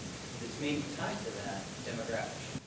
Yeah, tell me who you are and what you do here again. I'm sorry. I teach in Christ College and Commerce College. Excellent. And what part of that do you teach? I teach a lot of first-year students right now. Is there a particular topic or subheader that you teach? Well, we have a sort of first-year program that Yeah. includes everything under the sun. So that's what I'm doing. That sounds awesome. The woman next to you was just petting you. It's American Studies. My PhD is in Thank you. It's okay. You're among friends. I mean, you can say, say we're an AA group. I teach American Studies. We're here for you, man. Yeah, I never did. Actually, I kept getting thrown out of American Studies classes in grad school. So I had an American chapter in my dissertation. My committee was so mad at me, and they deleted it. So I've used that book in a lot of my classes since. But anyway, this is a great question. So one of the things that we're observing is as birth rates fall, people tend to devote more care towards the children who are left. There's an argument that we're going to see less war. I know that sounds like a depressing thought, but the reason being because we have fewer and fewer kids. So that means that parents who are having fewer children are going to be more attached to them and less likely to support them going to war. But also we have fewer and fewer, teenage men. And that's harder and harder to fight a war with them or without them. One journalist from Canada referred to this as the geriatric peace idea, which I think we could use. But one side effect of that is if we're much more invested in our children, if we spend a lot more time caring for them, this is one of the reasons why we have helicopter parents, or have you heard the term snowplow parents? Yeah, so they just break all obstacles, right? This is my Ganesh joke, sorry, I was waiting to make that. But that's one aspect that we could see. So you have that intensive care. But then that becomes part of our responsibility as well. So we go back perhaps towards local parentis, where we have to have that standard of care as well, where we really have to, that wraparound service we have to provide. It's also possible that we've extended childhood further out. I mean, there's a lot of arguments about this in popular culture. You know, is the age of adulthood really like 25? Is the undergraduate experience more like high school 2.0? And that grad school or your job is where you become an adult. It's hard to get good data on this. But what we do have good data on is the mental health crisis, which is just off the charts. So it's good news for this department because they will always have jobs and their graduates will always have jobs. I'm being a bit tongue-in-cheek, but it's true that the demand for psychotherapy and for counseling is enormous right now. But that means in many ways our students are in crisis and they're not resolving through that crisis into being adults. There's another argument which says that the technology is partly responsible. I disagree with this, but it's a popular view that people are using mobile devices and social media in order to not socialize. They're using it to avoid adulthood and adult life. I don't think this really holds up, but it's a popular theory as well. which means in many ways, if we put all these together, that you get to teach these students who are developmentally perhaps 16 or 15. And when you do their senior thesis, if you do that, for example, that they are developmentally maybe 18. This is a huge shift, but not too huge for some institutions which have already a high standard of care. But it's an important one. Thank you. What's your name again? Sam. Thank you. Thank you, Sam. Hello. Yes, you have the T-shirt with the back that had planetary history on it, right? Yes, excellent. Who are you and what do you do here? John Malcolm Rule. I'm in the Geography and Meteorology department, and I also work in environmental science. Oh, we could just, shoot, I was just talking about climate change. We could just do that. I could put you up on stage and you could talk about that instead. What's your question or your thought? So with the trends that we see, with growing emphasis on education quality, Yes. and the importance of being able to illustrate that to students who are then looking at, well, should I or should I not go to university? Do you feel like there is a good way for universities to assess the impact of their education? So a standard metric is the percent employed after graduation, Yeah. which I argue is useless if someone gets a degree and then goes work at Walmart. So what is do you have experience with a way of assessing the ultimate outcomes of graduates beyond just, oh, they happen to get a job? Yeah, there's no consensus about this at all. There are dozens and dozens of metrics which people use, and everyone disagrees with them and everyone hates them. The British government actually just did this thing called the Teaching Excellence Framework, where they spent £1 billion or something on this to try and come up with an assessment of it. It's been a failure. It's generated a lot of paperwork, but it hasn't yielded anything. So, for example, there's the argument which says that I can't tell a student's. I see. Was that a direct answer to that, or should I? Oh, okay. I see. I'll come back to you in a sec. We can't assess a student's outcome until the end of their lives, is one argument, because they might learn something in a meteorology class, and it doesn't mean anything for them until 50 years later in their life, and we should count that, right? Or what happens when someone retires and they use their undergraduate experience to shape their new life? So this is one argument. We have the employment metric, which is a very popular one, but also you can see this from Anthony Carnevale's Center for Workplace at Georgetown, where they take a look at the income you get.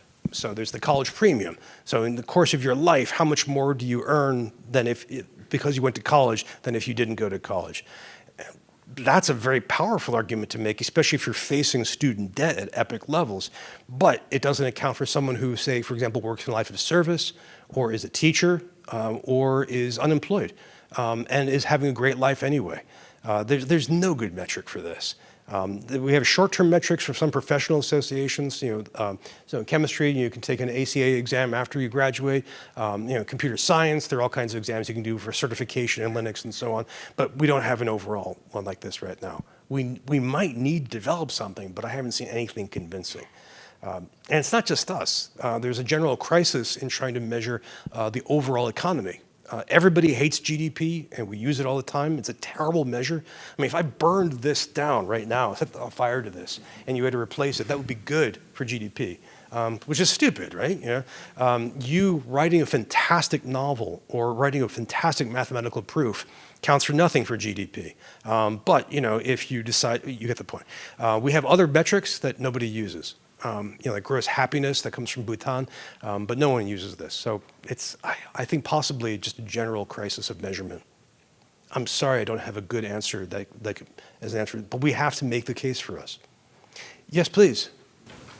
When you said about improving quality, who's defining the quality? Well, that's what I was just saying, that we don't. Worry about the student, or do you worry about our, because they aren't necessarily congruent. Yeah, absolutely. I mean, so you get this. You get this challenge of if you give out. Sorry, what do you teach here? What do you do? Computer science. Excellent, excellent. Are you hard? Yeah. Well, it depends. It depends. I mean, do you do hardware or software? I'm a software guy. Yeah, so you get to be mean.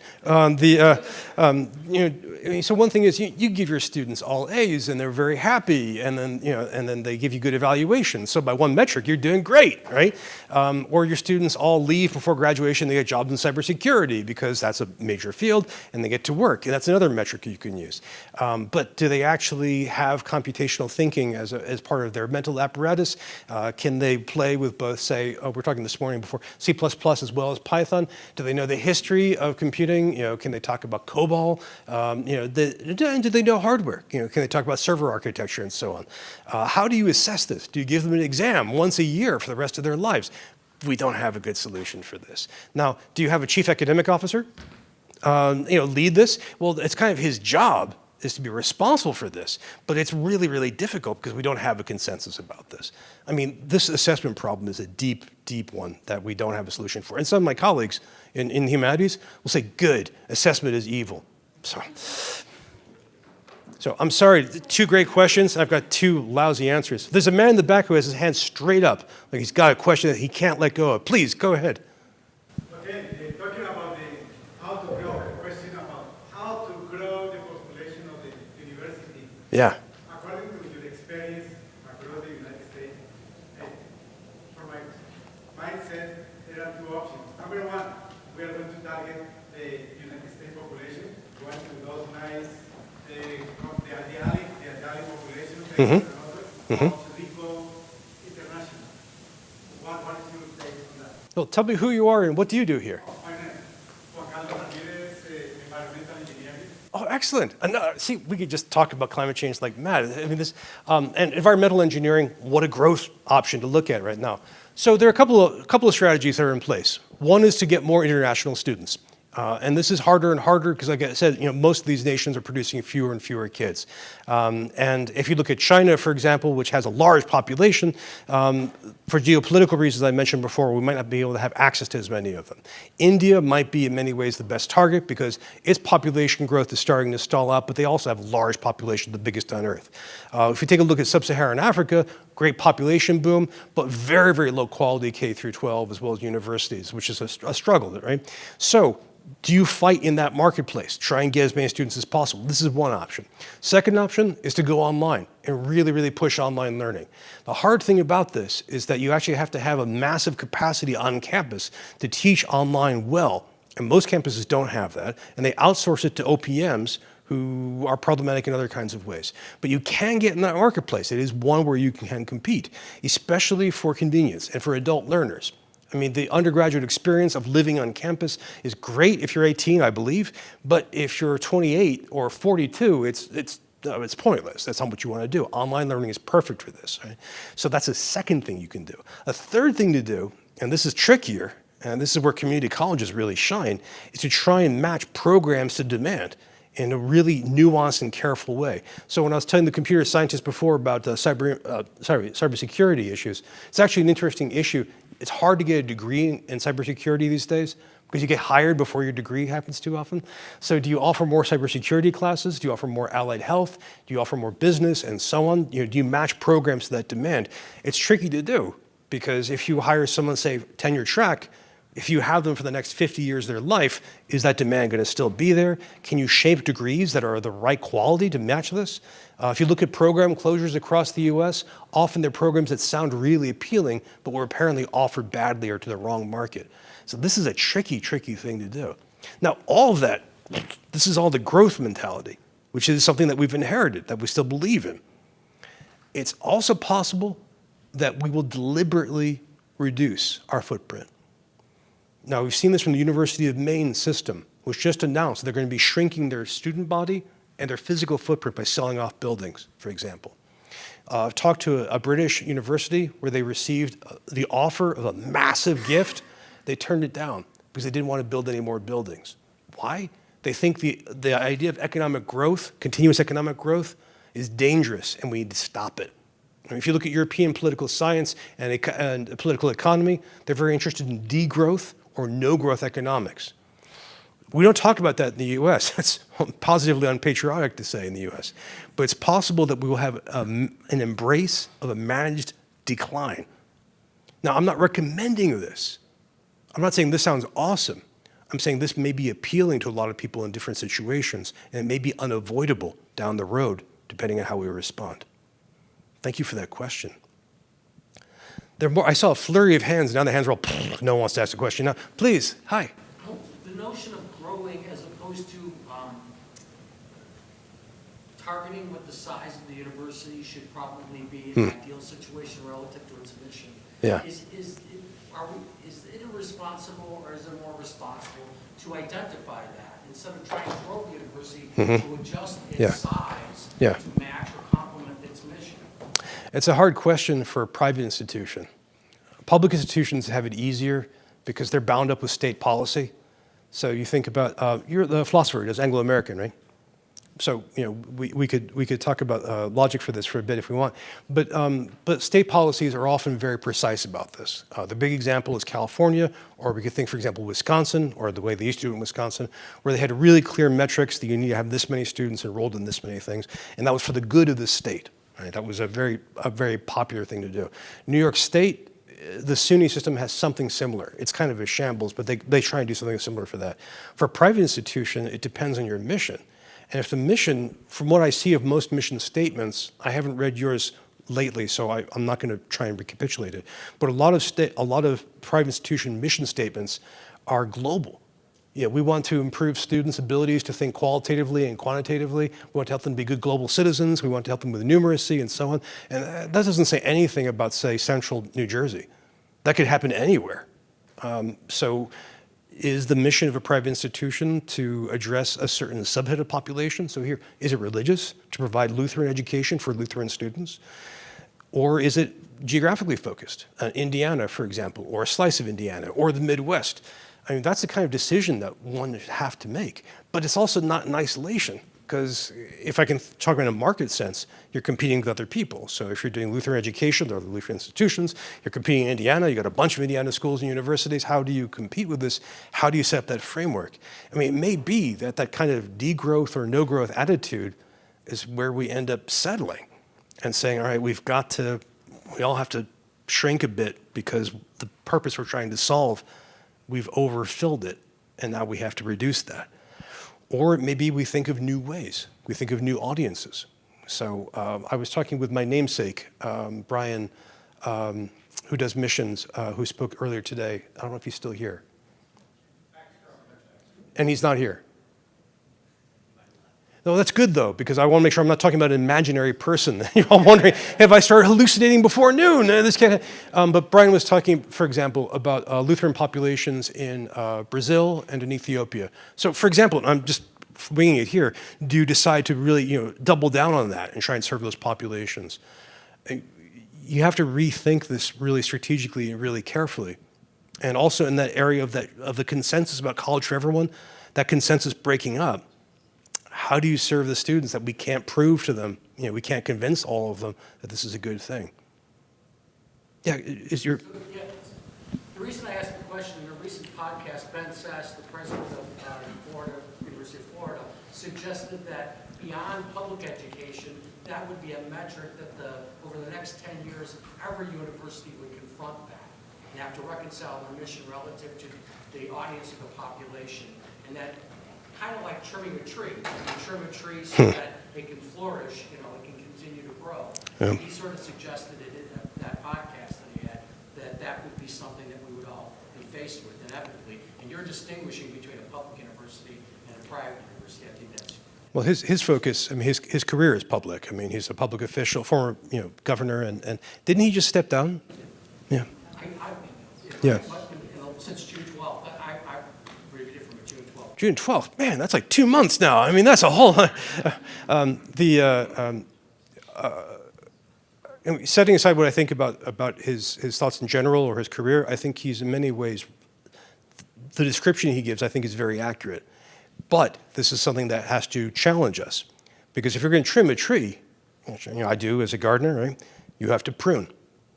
And if you're taking that overall canopy and you're reducing it, I mean, that might be for the betterment of the neighboring trees and for the foliage and so on, but that's not an easy thing to do. I mean, you all know from program cuts here, and there have been many more severe cuts around the world, around the US about this. So do we have to prune, or do we figure out a way to expand the overall ecosystem so that we need more foliage, we need more tree cover? That's hard to do. It's possible, but it's hard. Thank you for the question. Hello, yes, you had your hand up vigorously earlier. You were excited about something. I'm trying to recall what it was. All right, yes. I'm Bagel Johnson. I'm in Arts and Sciences. You asked which of these trends have the biggest impact on our campus. Yes. Most of us would agree that demographics, particularly amongst Christians and Lutherans, given this university's historic mission. Given this university's historic mission and the demographics, what specific advice do you have? What steps should we take to deal with the demographics and the changes? So first of all, to your excellent nod in the direction of Ann Arbor, I had to give a keynote to Ohio State University. And so my second slide was a big blue square with a golden M. And I said, well, welcome to Ohio State. I've told you have a football team. Is that true? I mean, nothing like insulting your audience. They're booing, they're drumming their feet. It was great. It was great. They made me take a picture with their mascot, which I think I've scoured from the web now. But no, this is a great question. And I mean, I could, if you want, we could sit down and I could work with spreadsheets and all of your data and everything else. I give you a really detailed answer. I don't have that documentation to hand. It's something I could do if you want.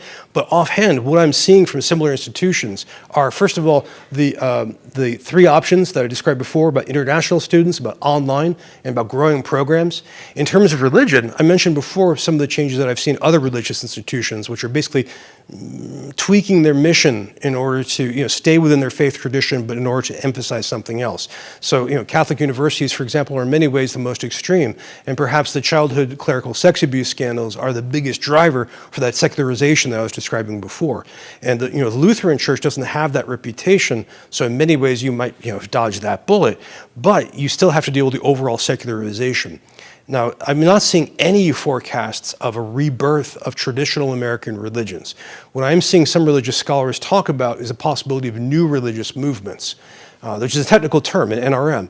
And we haven't seen a lot of that right now, but there is this gigantic ferment of spirituality independent of churches. So you can see huge amounts of this on social media. TikTok, on Instagram, on YouTube.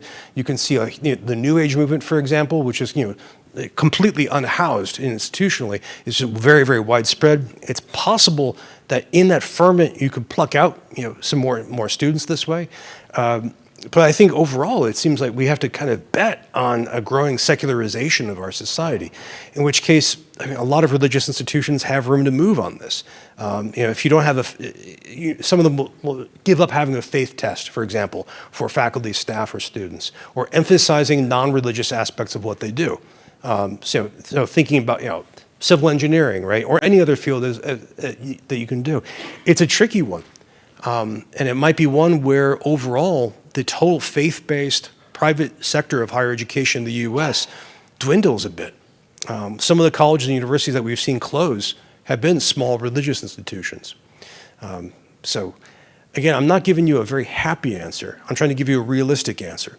And again, the options I described before are ones that are on the table. Thank you for asking. What do you teach again? Sorry. Political science. Political science, yeah. So the book I was going to mention about sovereignty and climate change is by Mann and Wainwright. And they provide 4 different scenarios for where this could be headed. I can give you a citation afterwards if you want, but it's pretty interesting for that. Thank you. Yeah, are you okay? You sound awful, dude. Yeah. Different biome. Yes? Hi, I'm Holly. I'm from the psychology department. Yeah, hi, Holly. And if you thought about the interactive effects and how these are going to be moving forward, because Yeah. not only is it the smallest demographic Yeah. of students, but also the most mentally unwell. Yep. And I feel like one of the things I've been kind of kicking around is this idea that politically we've been pushing a business model of undergraduate education. You get your degree